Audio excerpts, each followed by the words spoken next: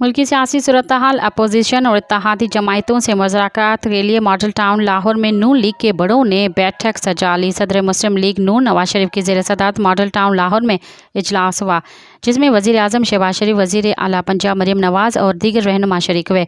इजलास में मुल्की सियासी अमूर और बिजली सार्फिन को रिलीफ देने के हवाले से बातचीत की गई, जबकि पंजाब में नए बल्दियाती निज़ाम के हवाले से भी ब्रीफिंग दी गई।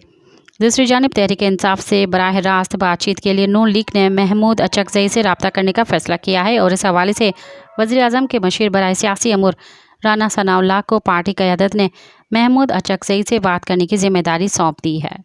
मज़ीद ख़बरन ऐं तफ़सीलात लाइ विज़िट कयो असांजी वेबसाइट www.awamiNewsHD.com ऐं ॾिसंदा रहो अवामी न्यूज़ HD।